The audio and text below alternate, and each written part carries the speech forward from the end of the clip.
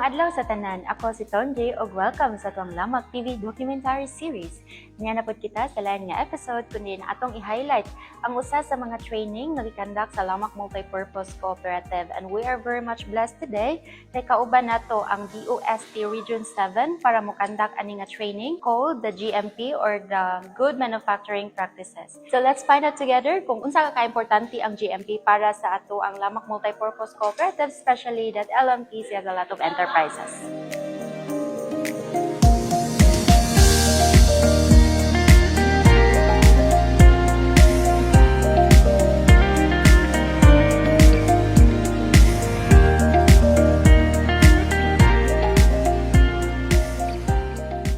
si Sheena Lynn N. Oberes, MS Food Tech in DOST, resource speaker for GMP training in Lamak Multipurpose Cooperative, Pinamungahan, Cebu. So good manufacturing practices training is very important in this cooperative, especially in Lamak, because it is not just about compliance but also about protecting the consumers.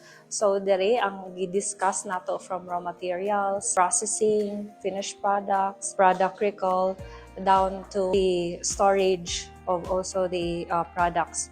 So kini siya, importante ni siya sa atong mga employees nga makabalo kung unsa jud ang mga process nga kailangan nilang buhaton sa company to protect our consumers para ma-assure nato nga safe ang quality, safe and good quality ang ma-produce sa ato ang cooperative. Thank you.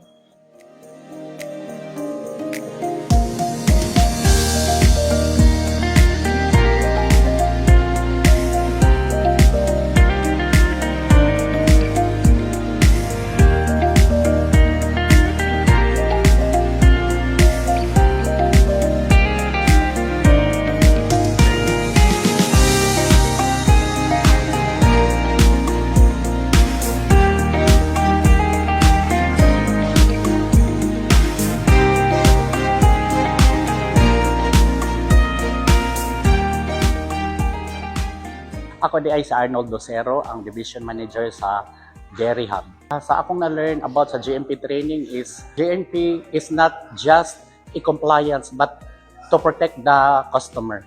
Ang parang credibility sa isa ka business ba, magpadayon siya kay kung wala taan na pwede ta ma-close ato ang business. So dapat yun na ang safety, ang safety sa product ug ang quality.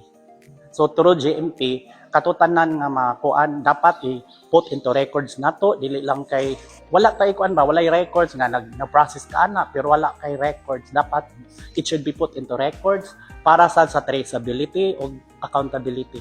Importante kay ang GMP sa Lamak Multipurpose Cooperative kay dili lang daghang tag enterprise, dili lang sa dairy, natay other products na mga food ba. So dapat lang siya gyud kani nga training tungod kay para sad mapadayon nato ba nga ato ang like sa atong business nga ang customer doolon gyud ang customer.